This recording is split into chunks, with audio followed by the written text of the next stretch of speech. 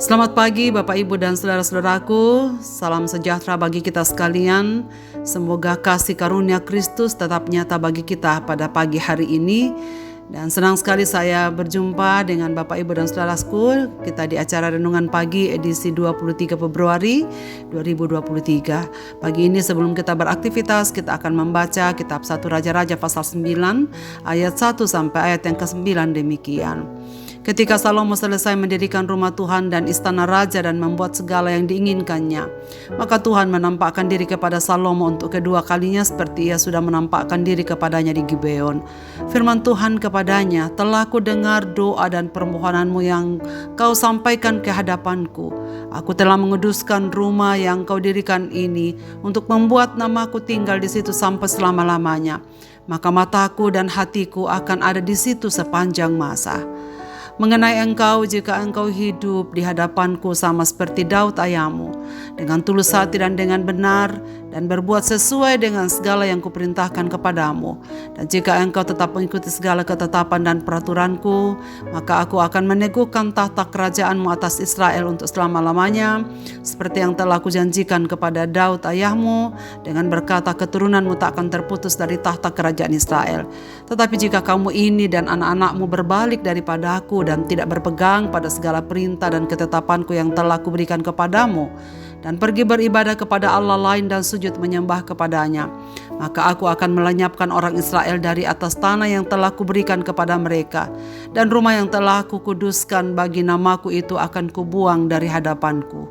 Maka Israel akan menjadi kiasan dan sindiran di antara segala bangsa, dan rumah ini akan menjadi reruntuhan sehingga setiap orang yang lewat akan tertegun, bersuit dan berkata, apakah sebabnya Tuhan berbuat yang demikian kepada negeri ini dan kepada rumah ini?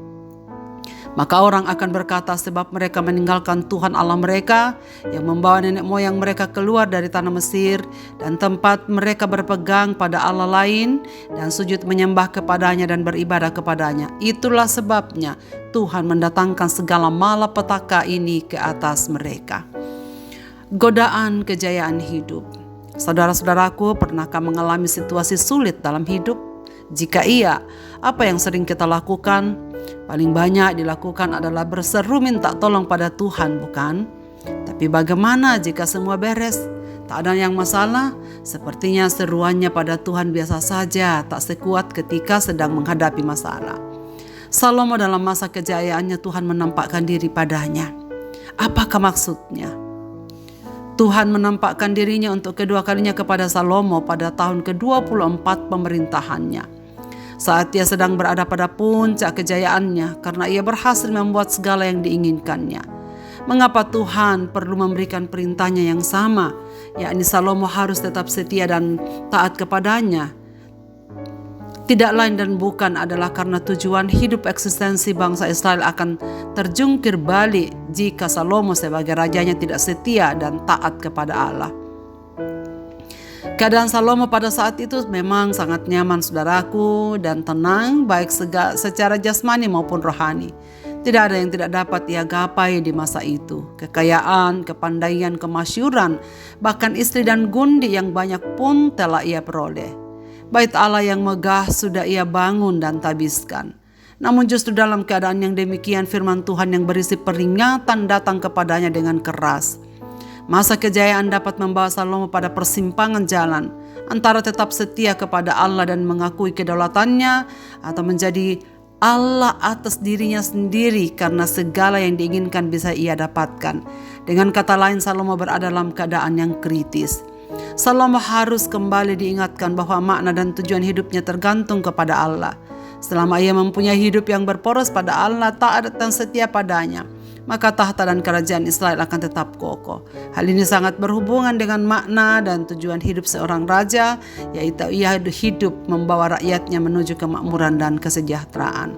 Saudara-saudaraku, apa yang ingin penulis katakan kepada pendengarnya pada pagi ini?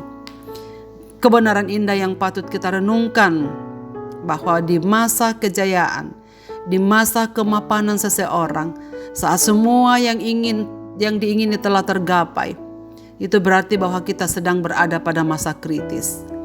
Karena kita berada di persimpangan jalan sesungguhnya, antara taat pada Tuhan atau mengikuti kehendak diri sendiri untuk memuaskan segala keinginan kita. Persimpangan ini bisa kita lewati dengan baik, saudaraku, jika kita tetap berpusat pada Tuhan. Hal itu bergantung masalah rohani. Siapakah kita di hadapan Tuhan? Saudaraku, hati-hati jika kita sedang merasa sedang berada di puncak sekarang ini, sedang dalam masa-masa kemapanan baik jasmani maupun rohani. Kita sedang memiliki potensi untuk jatuh. Posisi gelas yang ada di ketinggian lebih rawan pecah dibanding gelas yang diletakkan di bawah lantai. Marilah kita berdoa. Bapa di sorga, Bapa di dalam nama Tuhan Yesus Kristus, terima kasih banyak pagi ini Tuhan membangunkan kami dengan tubuh yang sehat, dengan semangat baru dan penuh sukacita, dan dengan menghela setiap nafas yang Tuhan masih berikan pada kami. Terima kasih untuk pengingat dari firman-Mu, bahwa ketika segala sesuatu berjalan dengan baik dalam hidup kami, manusia memiliki kecenderungan untuk melupakan Tuhan dan tidak bersandar lagi kepada Tuhan. Kiranya Tuhan mengingatkan kami pada firman-Mu supaya dalam segala situasi hidup kami tetap bersandar kepada-Mu ya Tuhan. Kami menaruh hidup kami dalam tangan-Mu, supaya kami tetap menikmati kebaikan-kebaikan Tuhan yang Engkau sediakan bagi kami umat-umat-Mu yang taat kepada-Mu. Hamba-Mu berdoa untuk segenap pendengar renungan pagi ini dimanapun mereka berada. Bapa Surgawi, Engkau yang tahu apa yang terjadi dalam hidup mereka. Engkau tahu apa yang mereka butuhkan. Engkau tahu bagaimana situasi hidup mereka. Tolonglah mereka ya Bapa, ulurkan tangan-Mu.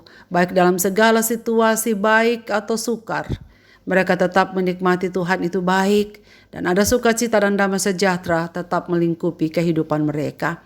Bapa Surgawi, pada kesempatan ini kami menyerahkan diri dalam tangan-Mu. Tuntunlah kami bersama segenap aktivitas kami, bersama anggota keluarga kami, saudara-saudara kami, jemaat Tuhan, pekerjaan kami, pelayanan-pelayanan apapun yang Tuhan kerjakan pada kami, biarlah semua berjalan dengan baik di hari ini.